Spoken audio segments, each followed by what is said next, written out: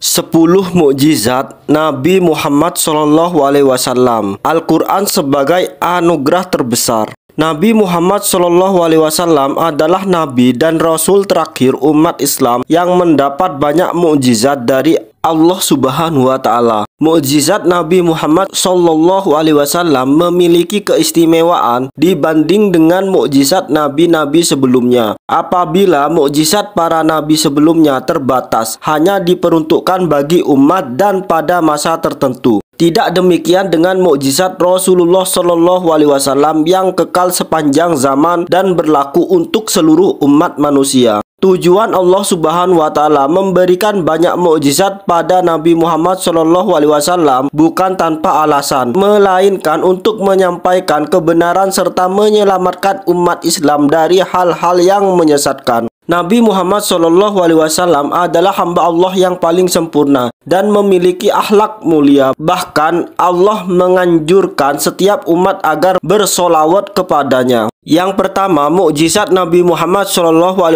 adalah Al-Quran. Al-Quran adalah mukjizat terbesar yang diwahyukan oleh Allah Subhanahu wa Ta'ala kepada Nabi Muhammad SAW. Mukjizat Al-Quran menjadi sebuah anugerah luar biasa yang dialami Rasulullah sebagai bukti kenabiannya. Berbagai sumber menyebut Al-Quran adalah kata sifat dari Al-Qur'un yang bermakna kumpulan. Kemudian istilah tersebut digunakan merujuk kitab suci dengan bahasa kalamnya yang diturunkan kepada Nabi Muhammad SAW. Al-Quran terdiri atas sekumpulan surat dan ayat serta memuat berbagai kisah, perintah dan larangan serta menyempurnakan kitab-kitab suci terdahulu yang menjadikannya sebagai petunjuk atau pedoman hidup dunia dan akhirat bagi seluruh umat manusia. Tak hanya itu, fakta pengetahuan dan sains yang tertuang dalam beberapa ayat di dalamnya membuktikan bahwa Al-Quran adalah kitab yang diciptakan oleh pencipta alam semesta.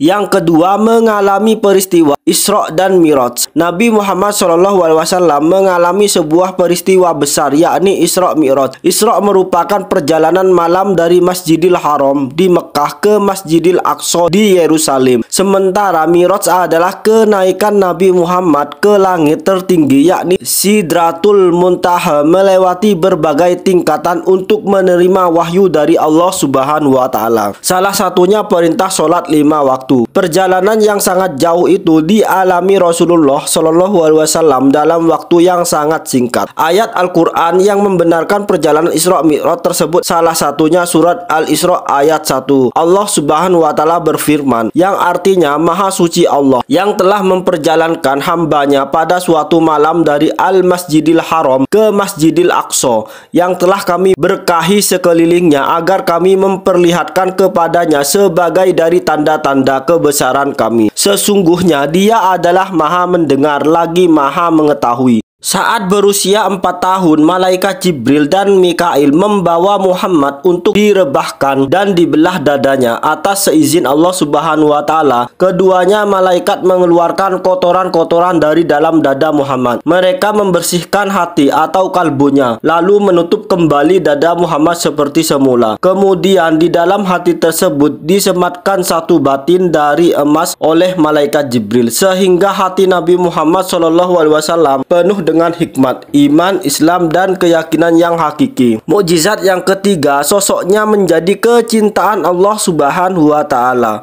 Mukjizat Nabi Muhammad SAW selanjutnya yaitu diciptakan dari cahaya. Sejak Siti Aminah masih mengandung Nabi Muhammad SAW, beliau pernah bermimpi melihat cahaya ke arah perutnya. Cahaya tersebut menjadi pertanda dari Allah Subhanahu wa Ta'ala bahwa Aminah sedang mengandung seorang pemimpin umat manusia dan sosok sangat dicintai. Yang keempat, kelahiran Muhammad membawa berkah. Kelahiran Muhammad ke dunia membawa banyak keberkahan bagi keluarga dan orang-orang sekitar. Mereka yang ikut serta merawat Nabi Muhammad SAW selalu merasa bahagia dalam hidupnya. Bahkan sejak bayi, tanda-tanda kenabian telah tampak pada diri Muhammad. Saat usianya 5 bulan sudah pandai berjalan. Di usia 9 bulan bisa berbicara. Dan usia 2 tahun itu baginda sudah bisa dilepas bermain dan mengembala bersama anak-anak lain. Mukjizat yang kelima, para malaikat menjadi awan pelindungnya. Keistimewaan lain bagi Nabi Muhammad SAW yaitu bisa mendapat perlindungan dari para malaikat yang senantiasa selalu menjaganya dari panas terik matahari. Kemanapun rombongan Rasulullah pergi, awan-awan teduh selalu melindungi mereka. Kejadian tersebut bahkan sampai menarik perhatian seorang pendeta bernama Buhairah. Mukjizat yang keenam, membelah bulan. Pada zaman kenabian Rasulullah SAW, beliau pernah diminta oleh kaum Quraisy untuk menunjukkan mukjizat secara nyata. Rasulullah SAW memohon pertolongan kepada Allah Subhanahu wa Ta'ala, dan di saat itu juga beliau bersabda,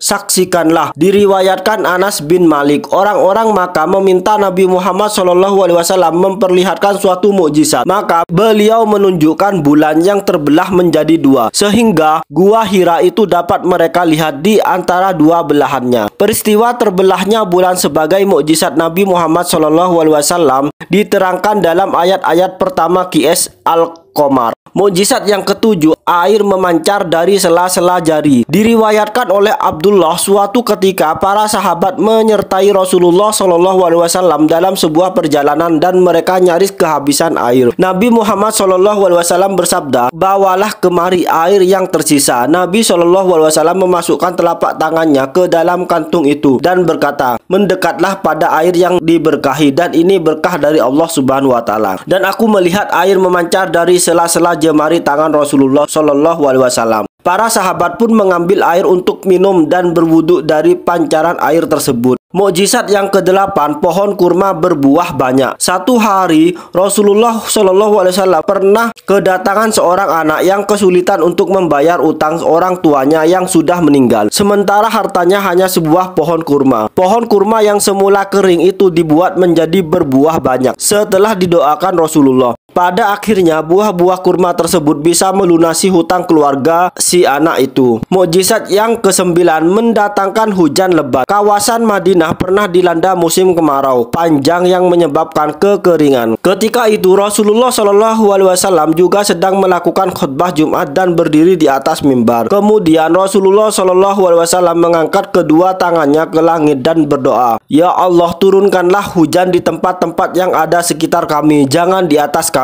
Tak lama awan mendung mulai muncul dan turun hujan di Madinah, padahal sebelumnya langit bersih dan tak ada awan sedikit pun. Mukjizat yang terakhir, yang 10, menyembuhkan penyakit mata Ali. Ali bin Abi Thalib pernah menderita penyakit mata dan tubuhnya seperti demam serta kesakitan. Mengetahui kondisi Ali bin Abi Thalib itu, Nabi Muhammad SAW segera menolongnya. Nabi Muhammad SAW meniup mata Ali yang sakit sambil berdoa kepada Allah Subhanahu wa Ta'ala agar penyakitnya disembuhkan. Sejak saat itu sembuhlah penyakit dan tak lagi merasakan kesakitan. Itulah beberapa mukjizat Nabi Muhammad SAW dari Allah Subhanahu wa Ta'ala. Semoga kita menjadi umat Islam yang selalu mencintai Nabi Muhammad SAW. Saya akhiri yang sudah menyimak. Terima kasih. Assalamualaikum warahmatullahi wabarakatuh.